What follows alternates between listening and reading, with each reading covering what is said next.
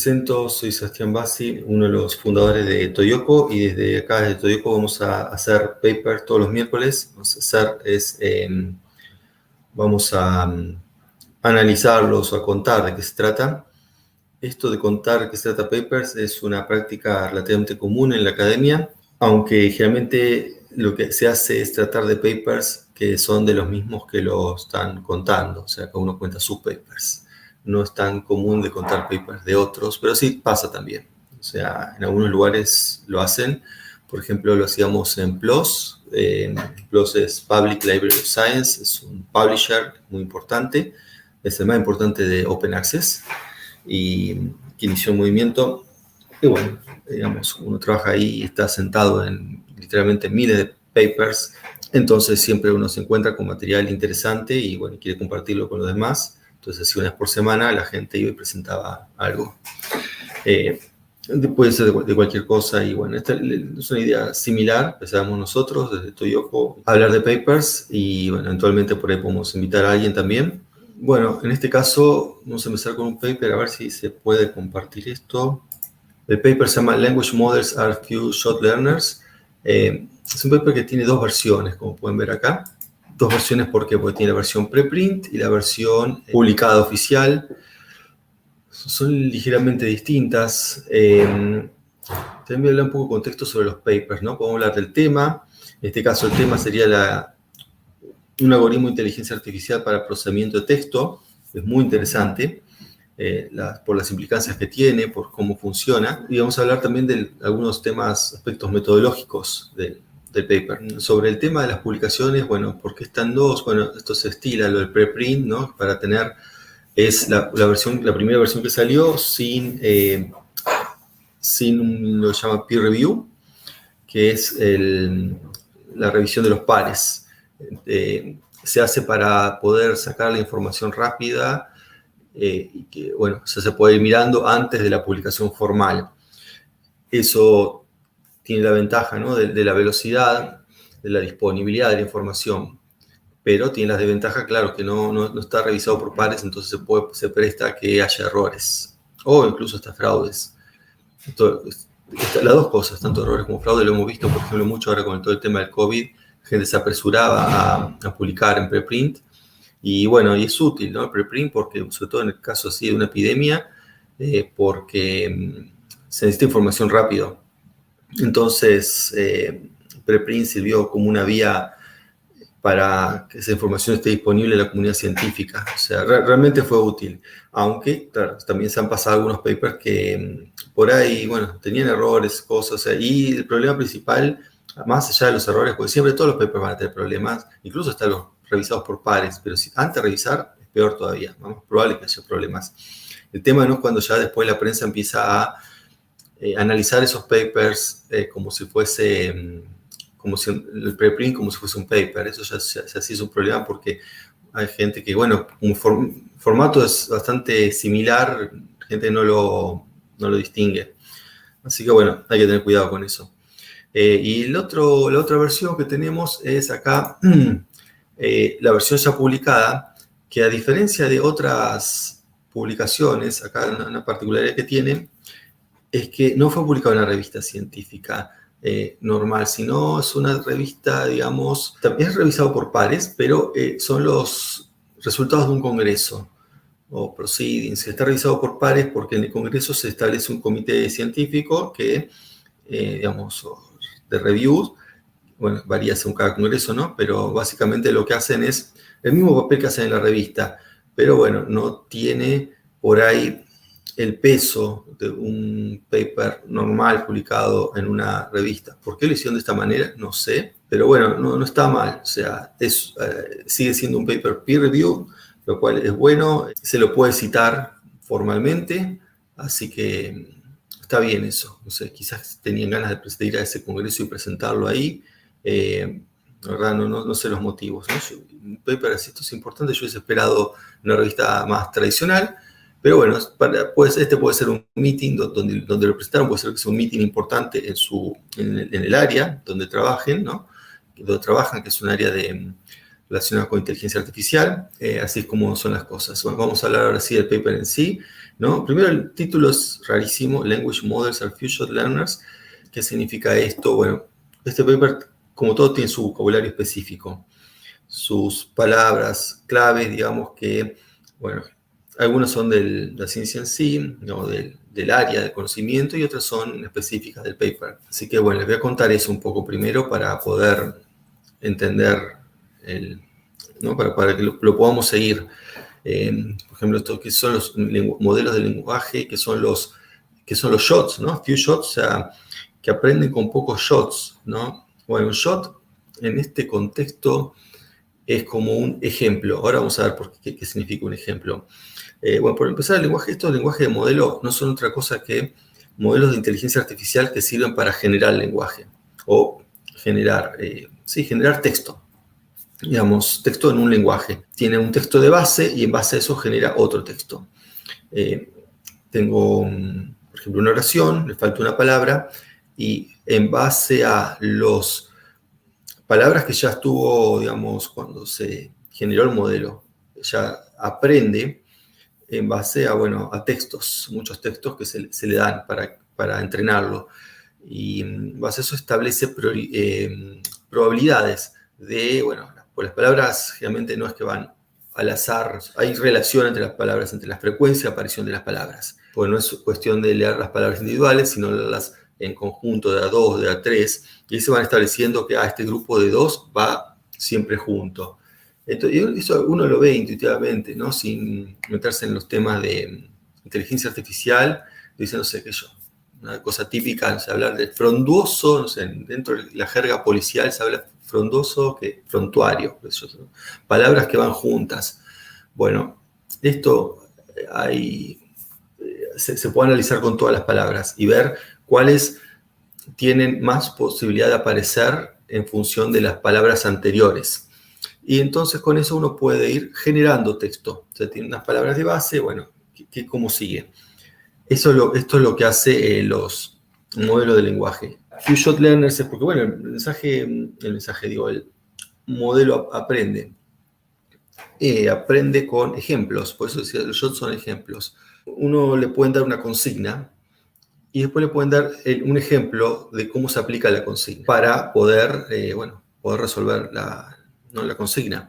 A veces puede uno no necesitar el ejemplo, pero estos modelos sin ejemplo, la verdad que no funcionan bien. Este funciona, ahora vamos a ver las métricas, mejor que los anteriores cuando no tienen ejemplo, pero así todo deja mucho que desear. ¿Qué tipo de pruebas hay para estos modelos de lenguaje? Por ejemplo, analizar el sentimiento de un texto. Típico, esto se lo usa mucho para, Twitter. Entonces, se le da a una máquina que lea todos los tweets que están pasando a tal hora y ve el sentimiento con respecto a un tema, con respecto a un político, con respecto a una marca. Y el sentimiento, puede ser positivo o negativo. Hay más variedades, pero pongámosle positivo y negativo. ¿Cómo se establece si un tweet es positivo o negativo? Bueno, el sistema aprendió, se le dio algunos tweets de ejemplo, estos son positivos, estos son negativos. No sé, si hay un tweet que dice que vacunaron a mi abuela.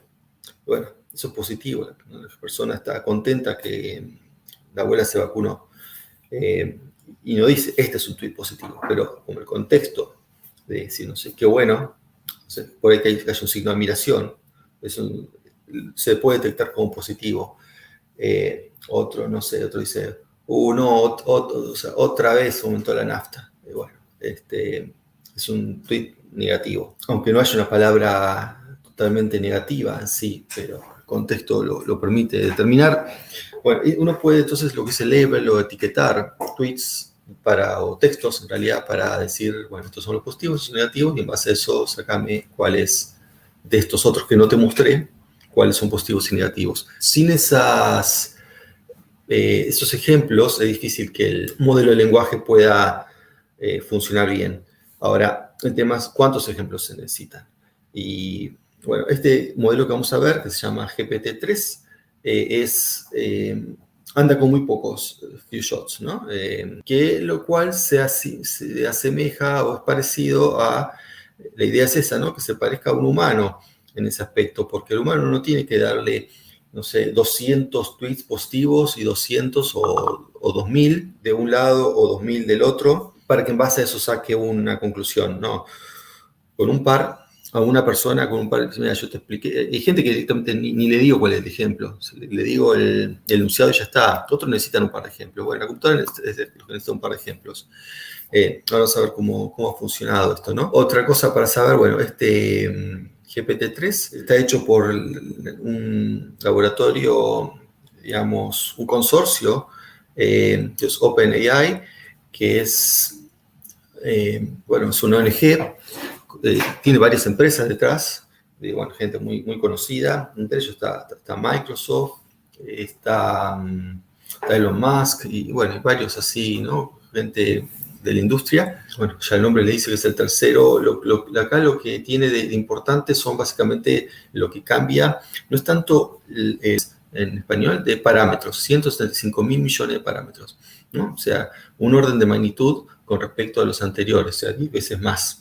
Vamos a mostrar acá, acá se ve OpenAI, que es ¿no? la ONG que está detrás de esto. Interesante cómo han evaluado, ¿no? Si esto es bueno o es malo. Han usado muchas métricas y está bueno para entender el tema, métricas que ya están estandarizadas. De hecho, cada métrica de esta es un paper. Por ejemplo, ya empieza con esta que se llama Superglue.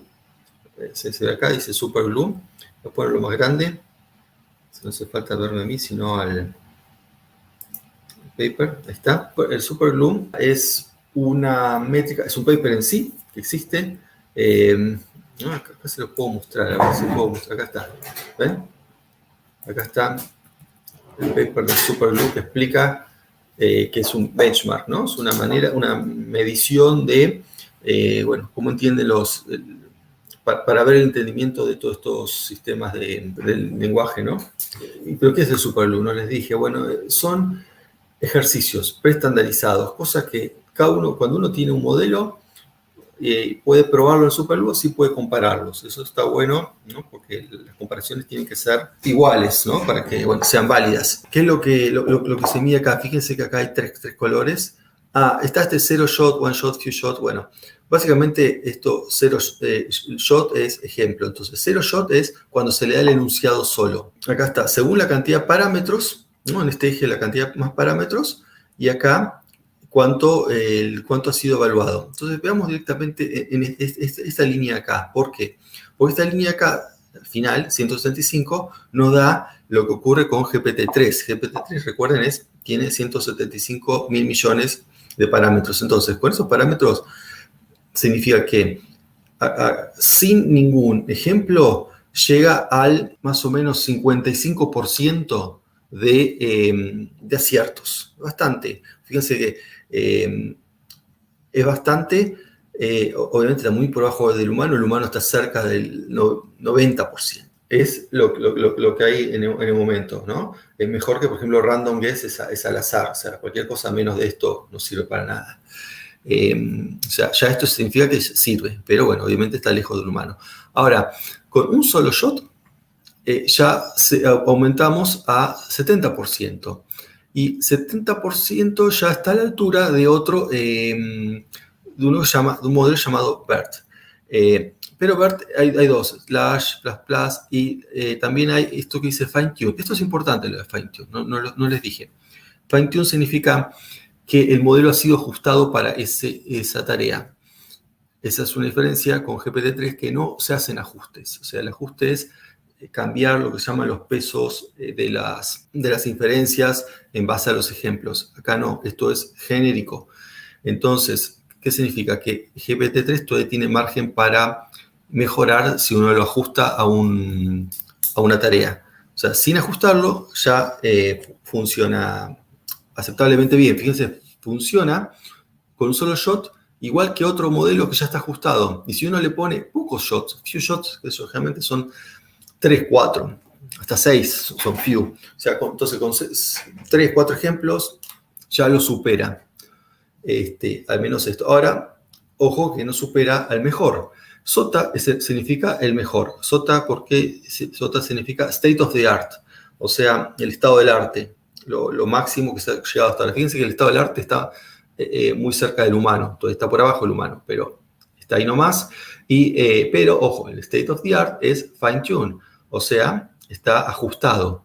Acá está 70 y pico % sin ajustar con respecto a Glue. Ahora bien, Glue es uno de los tantos test. Ahora vamos a ver que hay muchos test que significan muchas cosas. Bueno, acá están las definiciones que les dije, ¿no? Ajustado, poco shot, 1 y 0, ¿no? 0 directamente sin ningún ejemplo. Acá el paper habla también de lo que es el dataset de training, cómo fue entrenado. Y este dataset es importante porque, bueno, tiene muchas consecuencias. Por ejemplo, la consecuencia principal es el tipo de diferencias que hace va a ser siempre basado en los datos de entrada. Y bueno, una de las más importantes fuentes es esto que se llama Chrome Crawl, que también es un paper. O sea, Chrome Crawl en realidad es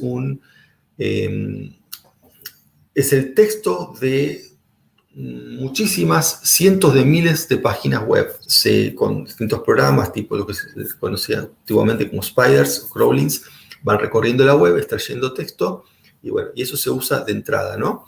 Fíjense, dice Open Web Text Dataset, Chrome Crawl, bueno, por el lado estaban, ¿no?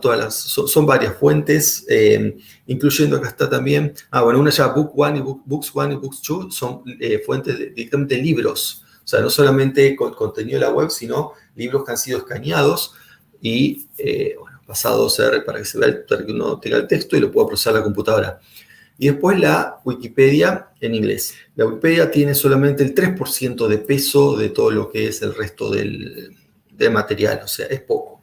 Pero bueno, está ahí, porque también es una fuente, lo que se dice, una fuente relativamente curada, ¿no? De información. Ya el procesamiento de esta cantidad de archivos, en una parte está, no me acuerdo ahora, son pero varios cientos de tera, ¿no? de información comprimidos.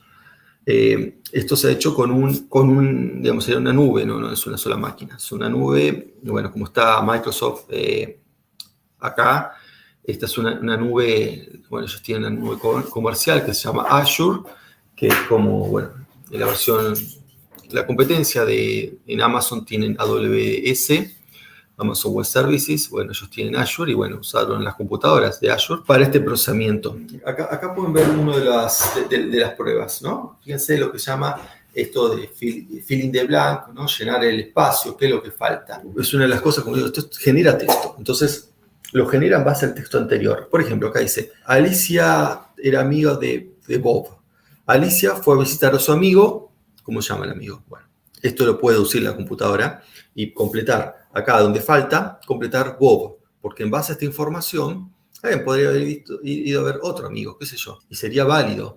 Pero lo más probable, porque esto actúa por probabilidad, es que haya ido a ver el amigo que acá presentaron en el texto. Este tipo de inferencia es lo que genera, ahora, esto es una inferencia, digamos, bastante pava, pero hay inferencias mucho más complejas y pruebas, ¿no? Entonces, el paper básicamente se trata de mostrar las distintas pruebas y compararlas con otros algoritmos que compiten. Se lo aplica, por ejemplo, acá con, no sé, uno llama Natural QS, Web QS, Trivia QA. Entonces, uno tiene cada uno de estos, Natural, Web y Trivia, bueno, QA, son pruebas estandarizadas. Entonces, si uno conoce esta prueba, la puede hacer y puede aplicarle su modelo a una prueba estandarizada.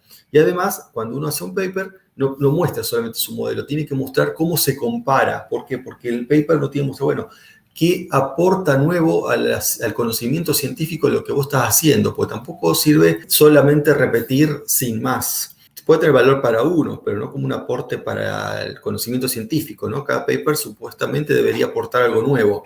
Entonces, bueno, para ver que eso nuevo, también uno quiere mostrar que eso nuevo es mejor que lo anterior, si no tampoco es mucho aporte, si hice una cosa pero peor de la que ya está.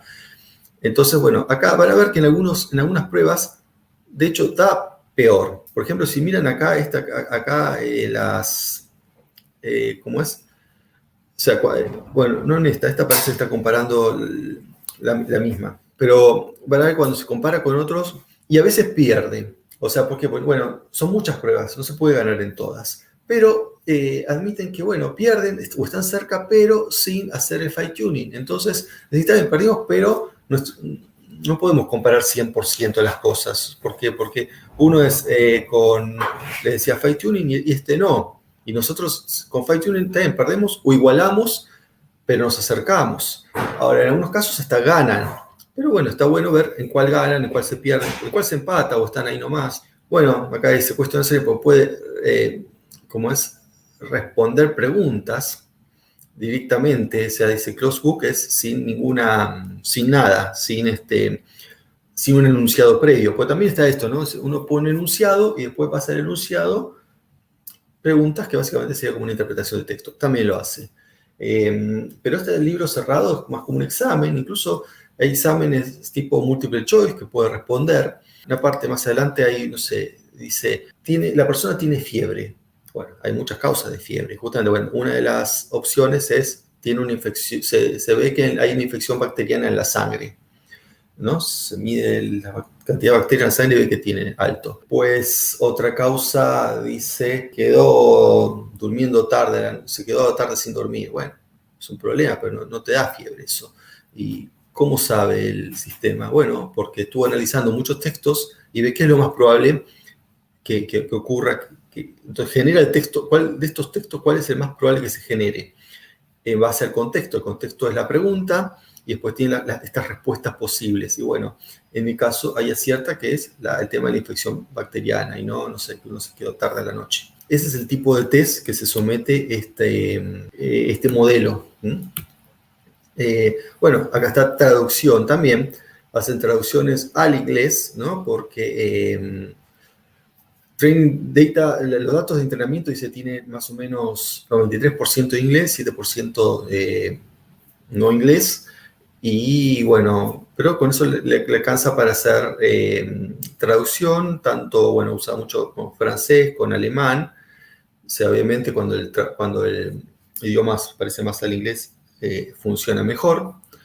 Y bueno, también sirve para traducir este modelo. Obviamente no es tan bueno como un traductor especializado, pero funciona. Bueno, el SuperGLUE ya les conté, es una prueba que tiene muchas cosas, ¿no? Tiene su propio paper. Tema de las limitaciones. Cuando uno le pone a generar texto, ¿no? Me refiero a decir, bueno, generame bueno, también puede decir texto de la nada, si hace un texto sobre, no sé, las instrucciones para realizar tal tarea.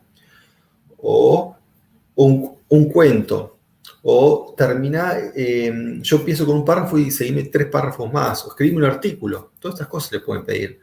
El tema es que, bueno, después de cierto tiempo empieza a, como dice acá, ¿no? Se empieza a contradecir, a repetir, o a tener oraciones que como que no coordinan con las anteriores, que no es un desfasaje ahí. Bueno, no solamente contradicciones, pero sí que contradicciones como negar lo anterior, pero bueno, cosas que se deducen que no pueden ser. Eso, a medida que el texto va creciendo, se incrementa la posibilidad de todos estos defectos. Pero para textos cortos, la verdad que, claro, más corto el texto, menos probabilidad de contradicción haya. Realmente funciona bien. Bueno, otra cosa importante, ya que estamos, ¿no? Que tiene que ver con imitaciones, bueno, son problemas, ¿no? que tienen, o potenciales problemas, ¿no? Que es también el uso, o el mal uso que se le puede dar a esto. Mal uso me refiero al abuso, o sea, uno puede realmente usar esto para cosas negativas e incluso delictuales. Bueno, que no sé si es un delito, ¿no? Pero es negativo, es el tema de los reviews falsos.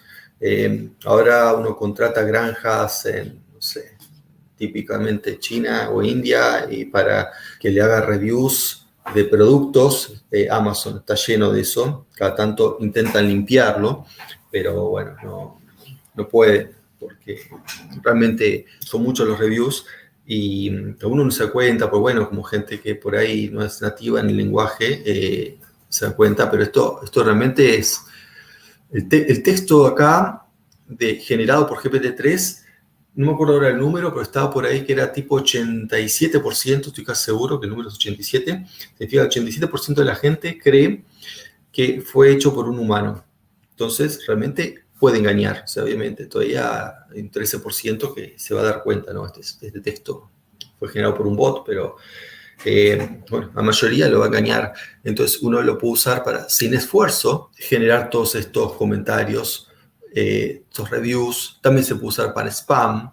Se puede usar para automatizar un fraude, o sea, esos fraudes que requieren seguimiento, contestarle a las personas, ¿no? Típicamente todos estos scams, no sé, como el nigeriano, y digamos, fraude, llamado fraude nigeriano, y todos esos, que hay muchísimos, está lleno, incluso bueno, por teléfono, ¿no? En Estados Unidos es muy común los scams telefónicos, que bueno, ahora por el momento requieren personas asistidas por computadoras, pero siguen siendo personas. Bueno, imagínense, con esto uno puede hacer todo lo haga la computadora.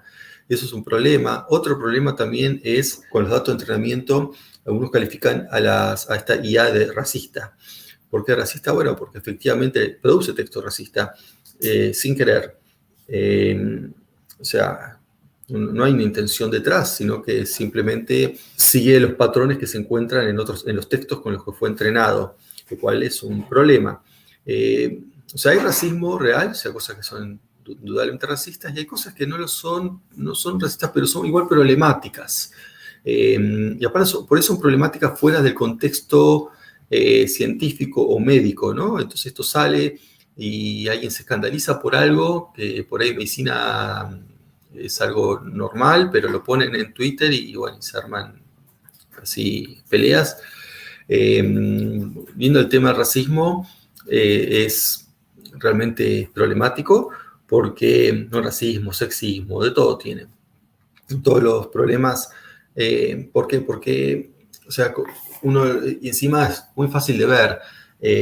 Uno le pide, generame un texto y el protagonista se llama, no sé, Samuel y es afroamericano. Uno le pone eso como consigna y empieza a generar, bueno, Samuel es un afroamericano que vive en Harlem y es un cafillo, o sea, y tiene varias prostitutas a su cargo. Y además trafica droga. Así nomás, sin que uno le haya dicho nada, es lo primero que se le ocurre. No sé, también lo mismo con el sexismo. Dice, bueno, no sé, una mujer que se llama Carla. Hacemos una historia. Bueno, Carla vive sola en su departamento, estudia, pero además es prostituta. Así, también, sin ninguna otra, sin que uno le haya pedido una historia de ese tipo, sino directamente encasilla así a la gente. Y bueno, eso se debe a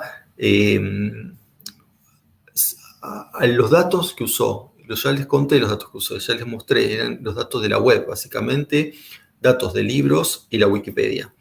Son tres fuentes de información con distintos pesos, pero bueno, para algunos la IA, esta de lenguaje natural, no hace más que reflejar al humano. Entonces, si la gente en general es racista, la IA también lo va a hacer, en el caso que, bueno, uno no lo corrija o tome medidas al respecto. Por lo pronto, ¿qué medidas al respecto está tomando la gente que hizo GPT-3? Es, bueno, algunos temas directamente no da respuestas. Dice, no, acá esto es un tema que la máquina, ¿no? El algoritmo no es sensible, entonces va a dar respuestas insensibles, así que mejor no decimos nada de esto. Eso es lo que han hecho hasta ahora, pero no resuelve el problema. En realidad se está como posponiendo el problema. El problema sigue, solo que no nos enteramos porque no dan respuesta al público, pero ellos la tienen.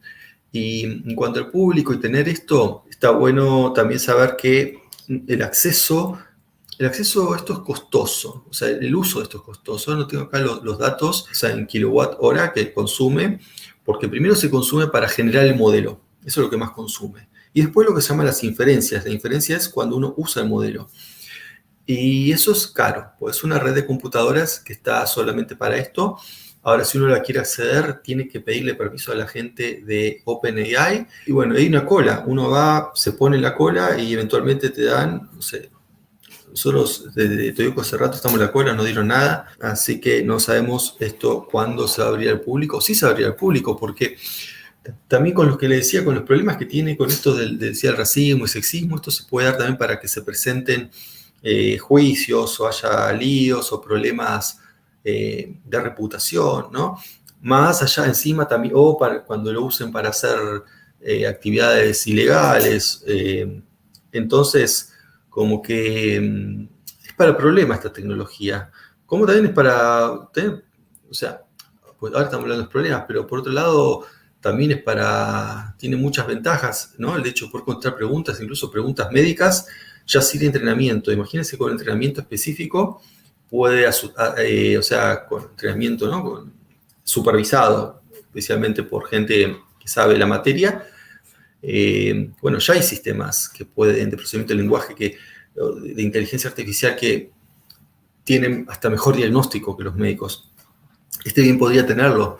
Así que realmente es positivo. Pero bueno, no podemos olvidarnos de los problemas potenciales que puede tener. Y bueno, el tema también es, ¿no?, que no está, ahora uno va al sitio y no lo puede acceder, lamentablemente. Acá, ¿no?, el tema de la conclusión es que realmente, o sea, cuando uno mira las gráficas, en algunas funciona, en otras no. En ese aspecto está mejor para ver en dónde funciona. Acá está, ¿no?, misuse applications, o sea, uno lo puede usar para problemas. Otra cosa buena que hace también el hecho, ¿no?, de poder aprender, es que uno puede aprender con pocos ejemplos, hace que uno pueda entrenarlo fácilmente sin rearmar el modelo, y entonces gente que no sabe de inteligencia artificial puede hacer aplicaciones de inteligencia artificial. Eso es importante también. Y bueno, ya entre la gente que tuvo acceso empezó a circular, hay varias. Una que me acuerdo es entrenarlo para escribir HTML, o sea, el lenguaje de las páginas web. Entonces, mira, un círculo rojo es así, y uno pone el código en HTML o CSS, o las dos cosas, la combinación, que es ese código mirado en un navegador, produce, le decía, no sé, un círculo rojo. Entonces, el círculo rojo es así, no sé, el triángulo amarillo es así, y el cuadrado verde relleno es así. Entonces, en base a eso, sí, la línea es así, bueno, tres, cuatro ejemplos. Cuando uno necesita otra cosa, le pone directamente así en inglés, quiero, no sé, red square, y te pone el código, sin que uno le haya dicho cómo es ese código en particular. Entonces, eso hace que sea como que se pueda entrenar en el momento y después produzca un modelo útil. Por eso les digo, realmente espero que puedan de alguna manera buscar cómo evitar, ¿no?, todos estos problemas, para que puedan ser lanzados al público general, ya que las utilidades, tanto pues desde diagnóstico médico, para ayudar a la gente, incluso escribir algo. Yo escribo un párrafo y dice, bueno, a ver, yo, o sea, no soy native speaker, tengo errores de inglés, quiero que me corrijas este texto, lo hace. O escribime este título, pero este ejemplo, pero con otra complejidad, con más palabras, con más sinónimos, y mejora el texto y lo mejora. Así que realmente tiene un montón de utilidades. Bueno, pero por lo pronto es como todo, la tecnología hay que ver, ¿no?, hacer un balance si las mejoras o las utilidades, las ventajas que tiene, puede sopesar, ¿no?, de alguna manera todos los problemas. O sea, por ahora, bueno, no quieren largarlo al público. Acá dice, ¿no?, el misuse potential. O sea, realmente potencialmente se puede usar bastante mal, ¿no? Bueno, decía fairness, bias es el sesgo. O sea, el sesgo, me refería al tema del racismo, bueno, o al caso de género. Acá, bueno, hay todo un análisis donde ya está, bueno, está el mismo idioma, puede interpretarse como que tiene un sesgo. Entonces, eso, el modelo lo refleja, y es muy difícil de corregir, no es imposible, pero porque es corregir algo que el modelo en realidad está haciendo lo que uno le pidió que haga, que es interpretar los textos. Está interpretando los textos. El problema entonces son los textos, no el modelo. Pero bueno, el que usa el modelo no le importa. Que el modelo ve algo que no le gusta, digamos, el usuario ve algo que no le gusta y le va a echar la culpa al modelo. Así que, más allá de cómo fue entrenado. Así que bueno, esto fue el análisis. También el tema de religión, lo mismo, ¿no? O sea, se le puso tipo, están las palabras descriptivas, ¿no? De las distintas religiones, fíjense, Islam, terrorista. Esto se presta para el racismo, la discriminación. Por eso, bueno, hay que trabajar bastante todavía para que esto esté disponible al público general, ¿no? Porque ya incluso hasta los investigadores ya se han quejado. Incluso de cosas que, como les decía, hay cosas particulares que no son ni racistas ni sexistas, pero que fuera del contexto de la investigación, dice, por ejemplo, hacete tal análisis en base a en base a unos síntomas.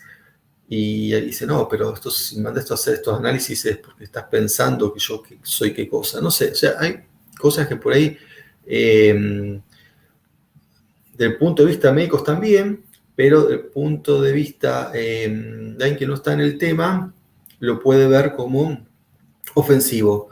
Y bueno, entonces eso también es un problema para los que hacen esto porque no quieren tener mala prensa. Así que bueno, por ahora no está el público general, ¿no? O sea, ¿por qué no podemos mostrar cosas buenas? Acá hay un ejemplo. Esperemos que puedan solucionarlo, así todos podemos usarlo. Bueno, no sé, si hay preguntas la pueden escribir acá en el chat de YouTube, y si no, la pueden hacer también, contamos en otro momento, en Twitter, @toyocolab, ahí escriben @toyocolab, preguntas sobre GPT-3, especialmente sobre el paper en lo posible, y las contamos. Si no es sobre el paper, si sabemos, la vamos a contestar igual. Así que bueno, espero que les haya gustado. La próxima vamos a estar más preparados. Esta es la primera salida en vivo. Al sacar esto ya no hace falta el paper. Espero que les haya gustado y bueno, nos vemos la semana que viene. Chao.